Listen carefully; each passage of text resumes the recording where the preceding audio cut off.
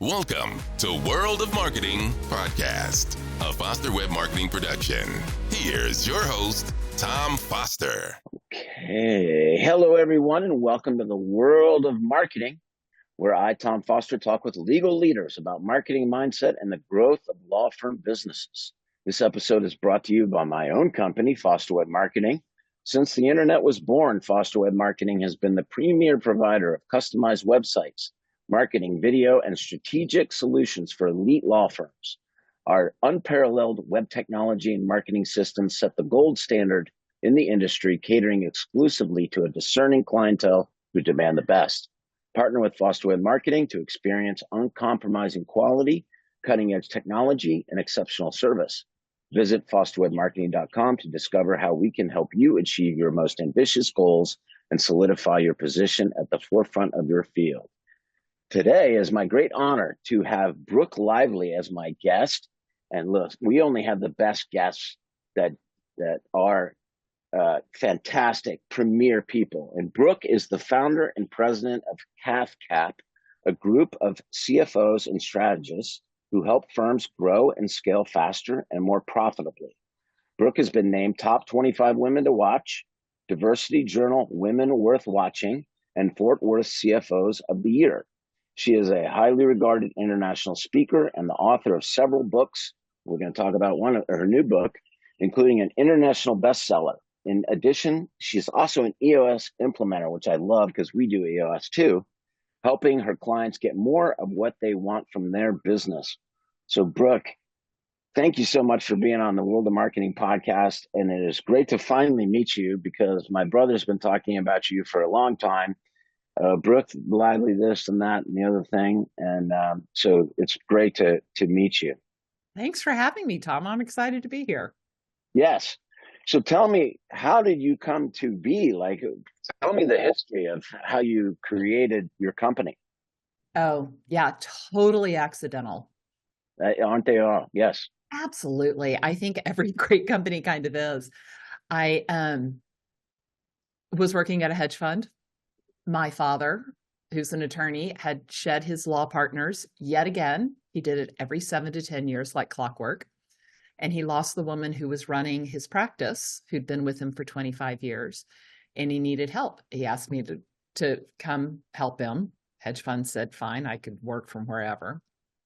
Eventually, I quit the hedge fund, just ran his firm, and we scaled that up to 7 figures in under 18 months. Wow. Yeah. And I hired someone to help with sales and marketing at one point. And he only worked with attorneys, and his clients started coming to me and saying, can you do for us what you do for your family's firm?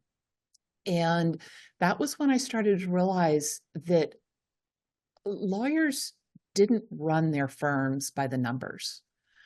And that was creating a lot of stress and anxiety and, frankly, lost profit. So I started CathCap, and we really began as a fractional CFO company. How long ago was that? 12, 13 years ago. Oh, wow. Good for you. Yeah. So fractional CFO. So explain to me, pretend like I don't know what this is. What does a fractional CFO do for a law firm? So we do 2 things. We go in and we look at your company from the top down and the bottom up. So top down is the strategy. You're here and you want to get there. How are we going to do that? What is that going to look like? What needs to happen? Whether it's financing the growth or just what the company is going to look like as we grow. Bottom up is all of our clients have an analyst.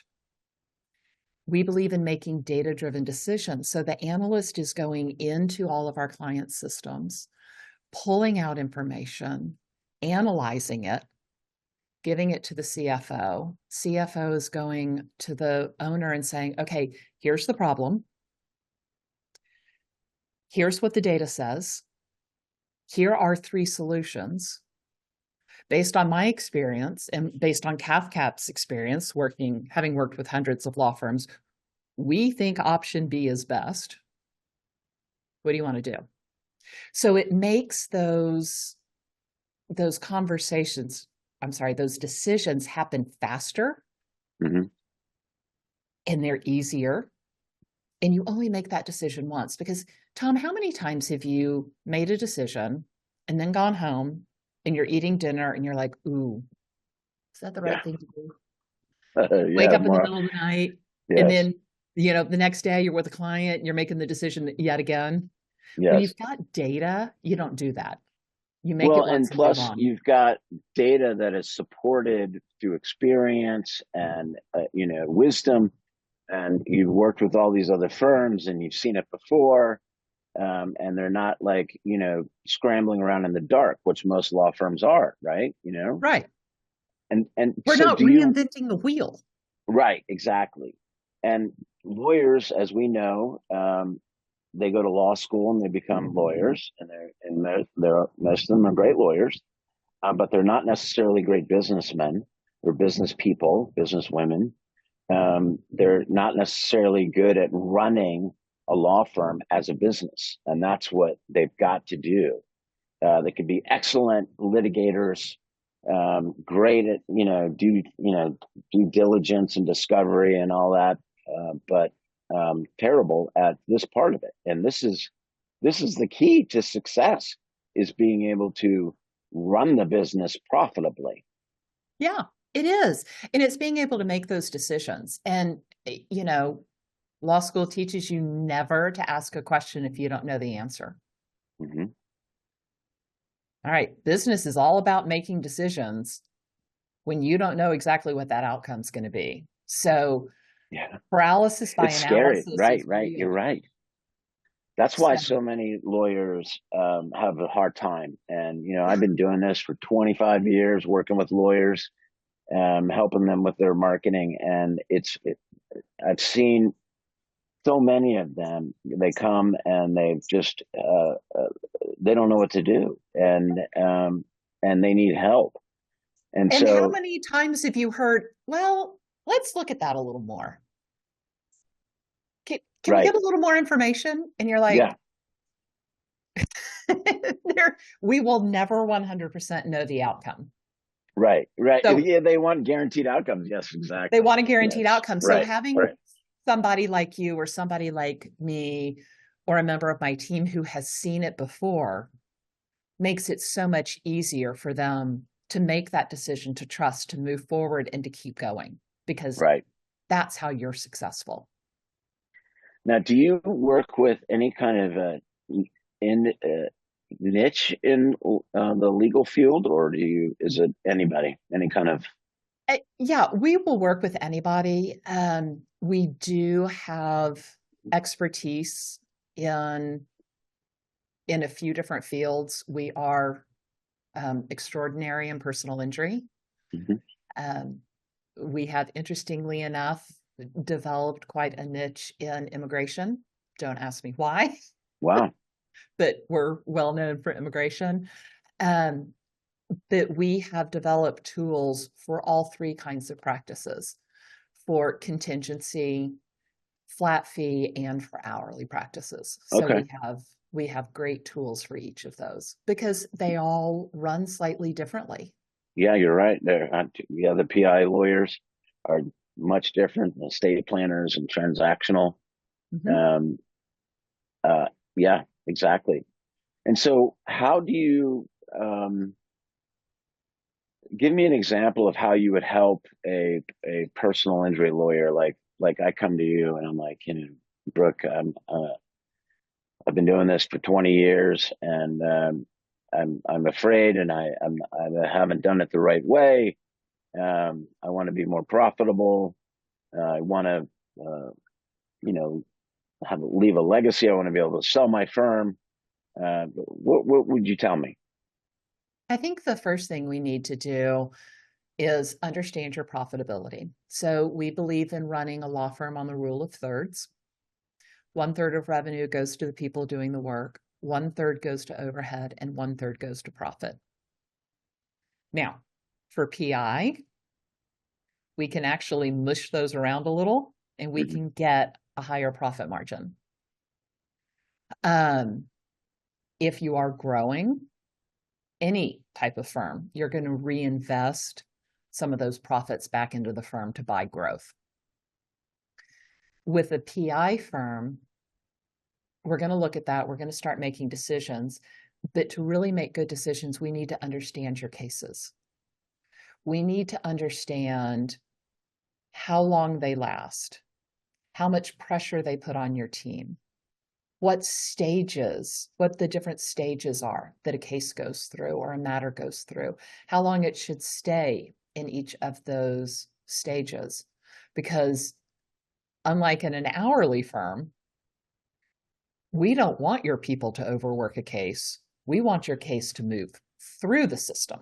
Faster a case moves, the more it's worth. So that's something that we're looking at. What's the average value of a case? And most importantly, how does a case pay out? There are some cases that pay out 2 and 3 times during their lifetime. We need to know that. So once we've gathered all that information, we can tell you exactly how much a case is worth and when it will pay out the day you sign it up. So we can start to plot your revenues. So we can take a personal injury firm and tell you exactly what it's going to make with a really high degree of reliability for up to the next 2 years, depending upon their case length. And that's what we need to do. And then we start looking at it and going, these cases aren't worth working. Don't take them anymore. Right. Your profit margin is going to go up. At which point they're calling you, Tom, and saying, cut off the marketing for this and put the money over in that. And that's great that you know that, and that you can help them with that, because you can save them a lot of time and pain.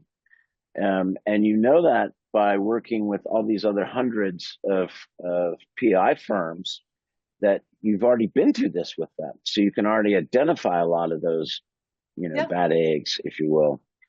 We're working with a new firm in Atlanta, and as we were onboarding them, we were doing an evaluation of all their attorneys and how much each attorney should be billing. And we told them what each of their attorneys should be billing. And apparently the owner of the firm almost fell out of his chair because it was significantly higher. I think he had one of his 8 or 10 attorneys that was hitting what we thought was reasonable for an attorney to be billing. We're like, so your people are not productive. Throwing money away. Yeah, he had twice the staff he needed. That's great. So you just save the guy, and he's kicking himself because he should have called you earlier. Well, so now it's a matter of, okay, do we have the cases? How do we work them better? How do we put that accountability into the firm? Right. Where's the holdup? Where's that bottleneck? Where's the problem? Is it in the person, or is it in the process? And it's so good that you know that, to ask those questions that they don't. And frankly, I don't either, as CEO of my own company. I love that, those things that you just said, because, we need help. We don't know all that stuff that you do based on the experience that you have. You come with so much wisdom. And that's what people get when they work with you, right? Is the wisdom. And a lot of lawyers make the mistake of hiring somebody, to run the books or to do the accounting, and that's my CFO.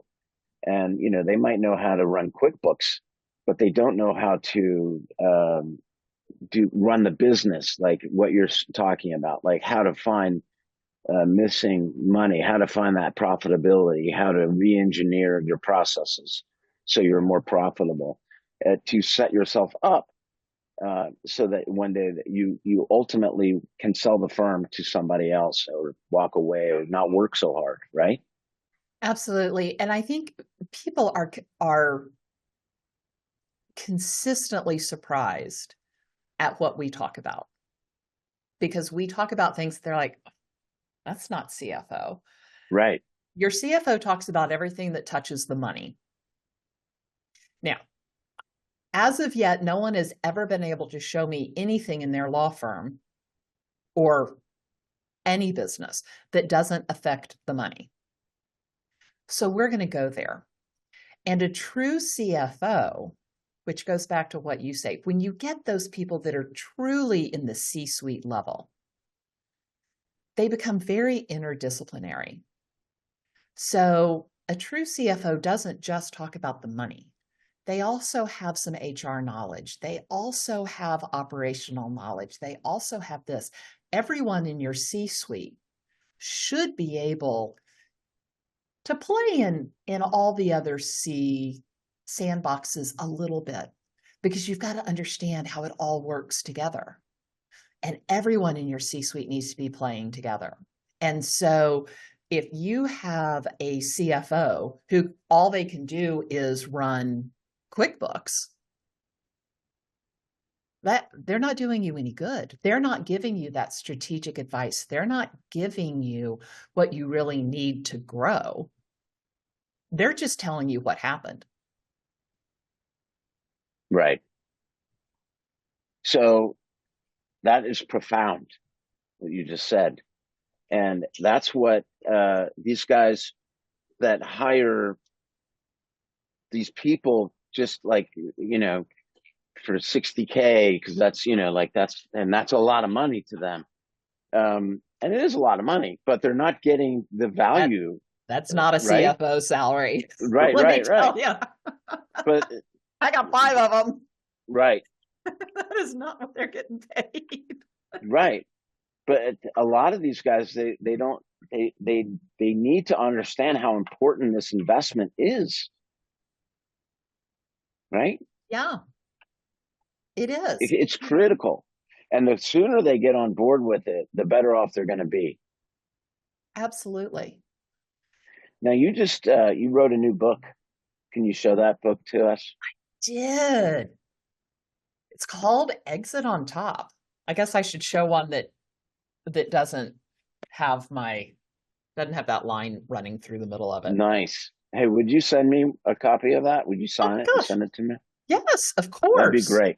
I'd love to. I'd love to get that and read that. And now this is about. Tell us what book is about. Well, let me tell you. It's about selling your law firm, and I want to tell you why I wrote it, because people are like, "You're a CFO. Why are you writing a book about selling a business? You don't want your clients to all sell their businesses, do you?" And I wrote it because I was sitting at NTL, National Trial Lawyers, about 2.5 years ago. And they had a woman from the Arizona Ethics Committee on a panel, and she was talking about ABSs, the alternative business structures, the way you have a non-attorney owned law firm in Arizona. They were just rolling it out. And I was fascinated. And I thought, this is going to really change things. And after I chased the shiny object in my head for a few minutes of, I need to own a law firm because I could run the heck out of a law firm. Right. I thought, this is really going to impact our clients, because they are now going to own a law firm, and they're going to be in competition with law firms that are being run by business people. Yeah. In addition to that, we have baby boomers retiring, and lawyers are becoming more savvy about the fact that they don't just have practices, but they do have an actual business. And so all of this was telling me that we're going to see more practices changing hands. Buying a law firm is also a great way to grow your firm. Acquisition's a fabulous strategy. So I'm like, okay, I need to start preparing people. People need to understand what it looks like to be ready to sell. They need to understand what to look for if they're going to buy. And they also need to realize law firms don't sell for those big, huge, sexy exits that you hear about. Everyone hears about the SaaS company Right. that, and it sells for 20 times revenue. Yeah, Right. you're not getting that for a law firm. Right. You're getting 2.5 to 4 times what's called SDE, seller's discretionary earnings. So basically your total owner comp in a year.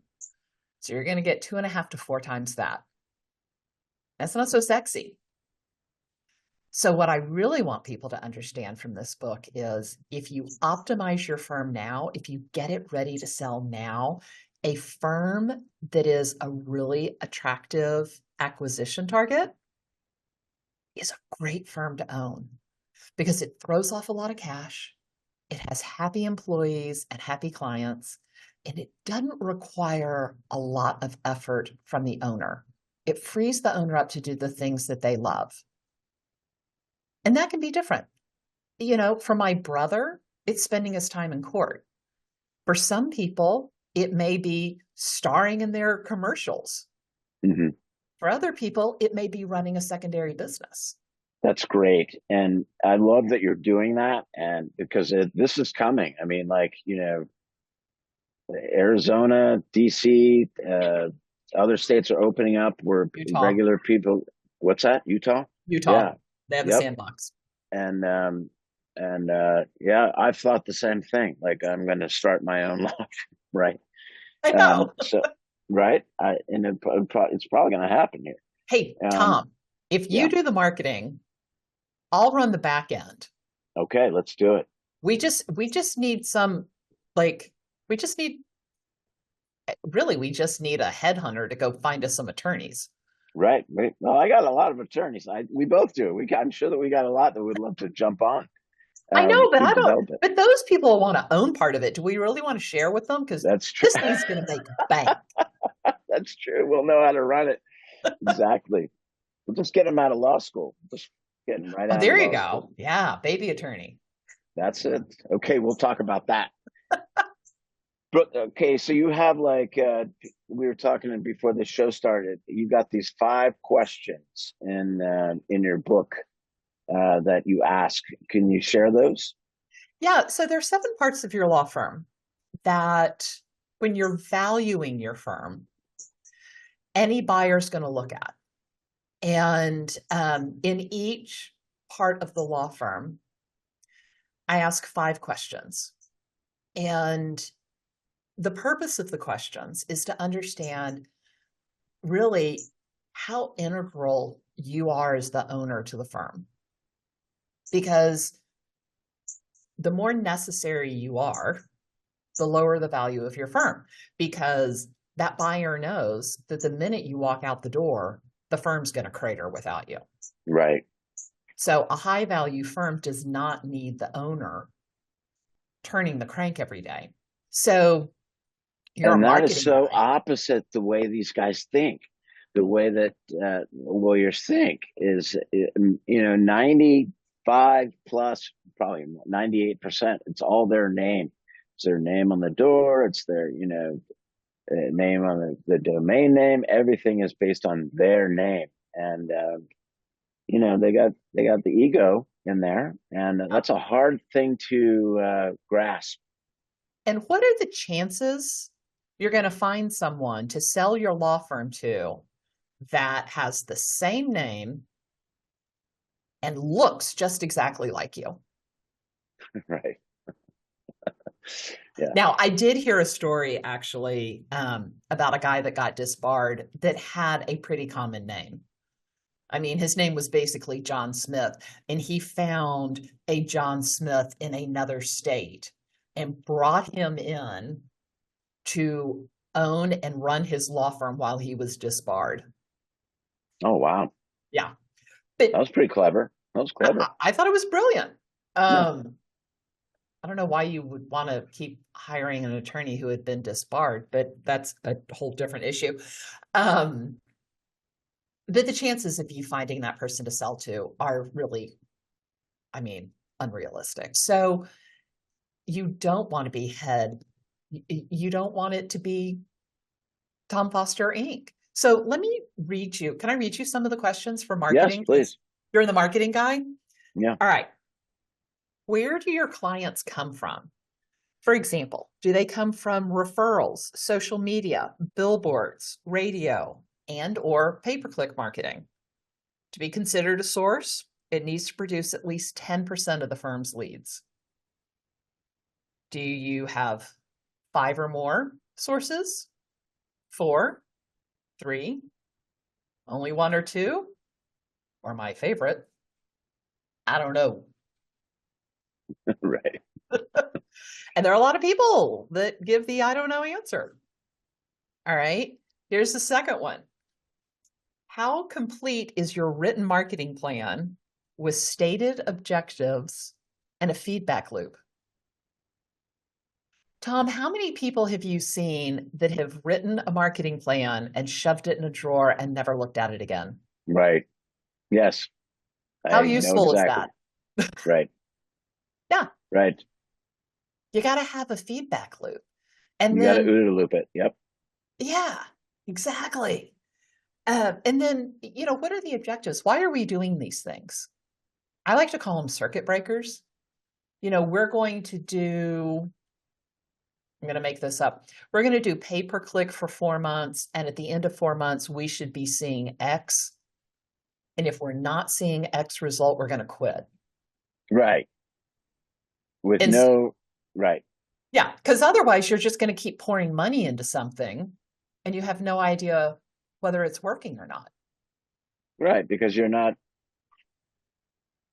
because obviously all of these channels work if they're done correctly, and done correctly is different for everybody, right? Absolutely. It is different for everybody. And just because this other guy has had great success with billboards or whatever, that doesn't mean that you're going to have the same success, because you have a different brand and you have a different way that you run your firm. Absolutely. And you've got a slightly different clientele. And Mhm. yeah. All right, here's the next one. How many of the following metrics do you track? Did I tell you that we're really data driven over here?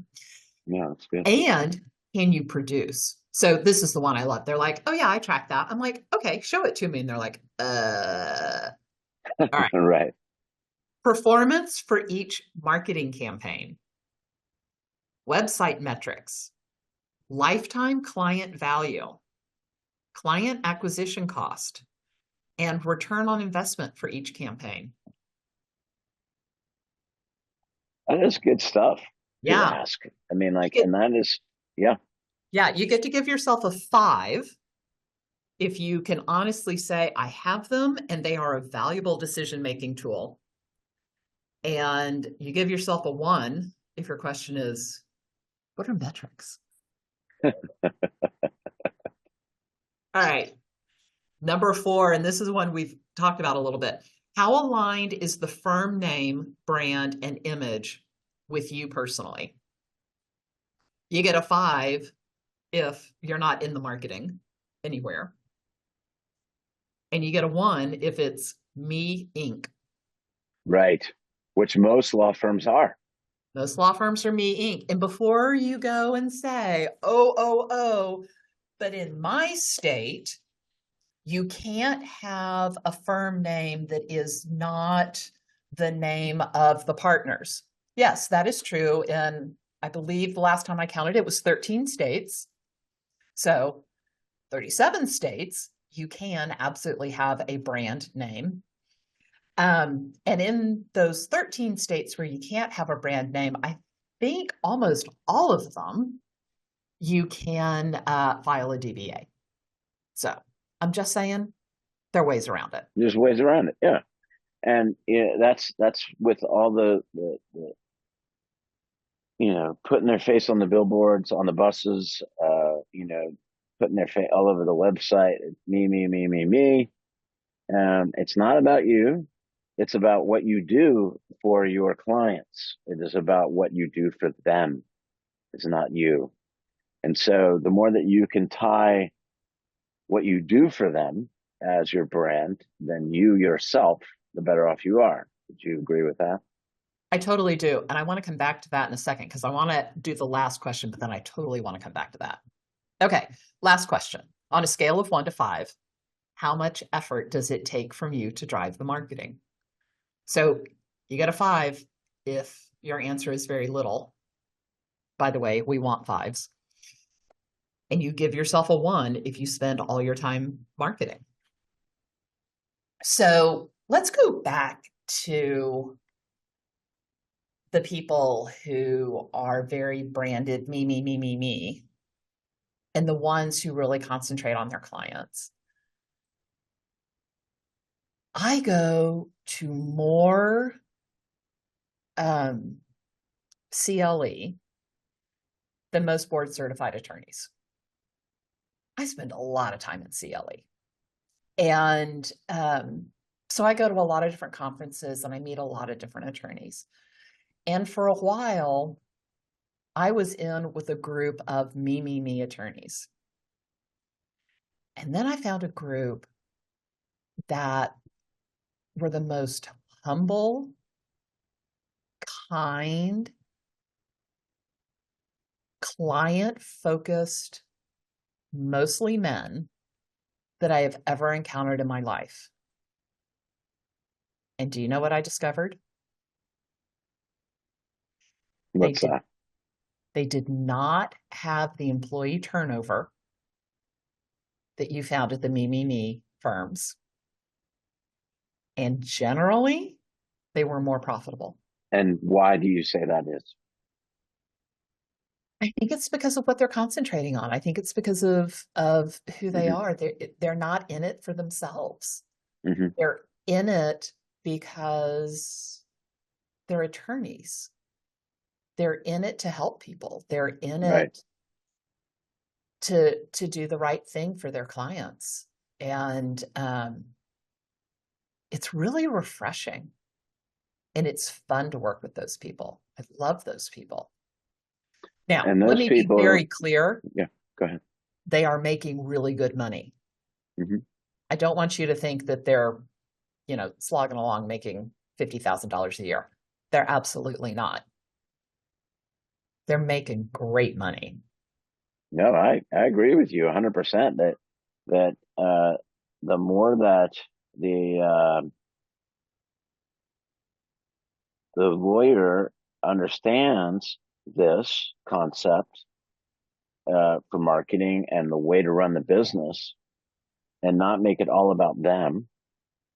You're right. I mean, it's like you have better employees that will work harder for the family, right? For the cause. Yeah. Than for him, or her, whoever that is. Then, I agree with you 100% on that. Yeah. And they say that Gen Z really wants a cause to work for. Everyone complains about Gen Z not working and being flaky and blah, blah, blah, blah, blah. But apparently the minute you give them a cause, you give them a reason, you give them something larger than themselves, they will become an incredible employee. And, that ties in very much with EOS, who says, you got to get your vision. And then you got to get your people. Yep. And then you start using data. And then there are 3 other things you need to get together to really have that great wheel. But once you've got a clear vision, really good data, and you've got your people component nailed down, you can absolutely see everything that's going on in your firm. So how does somebody get your book? Well, Tom, I'm going to mail it to as soon as you give me your address. Everybody else can go to Amazon and get it. Okay, it's on Amazon. Very good. What is the name of it again? Show us that. It is called Exit on Top. Exit on Top. Okay. Sell your law firm to the right person at the right time for the right price. Okay, everybody, go get this book. And I encourage all of you to have a conversation with Brooke. No doubt she can help you become more profitable, have just an easier way of running your firm. I mean, 100%. Well, and Tom, the other thing I want to say is we want to grow and scale firms profitably. But there are a lot of different kinds of profit.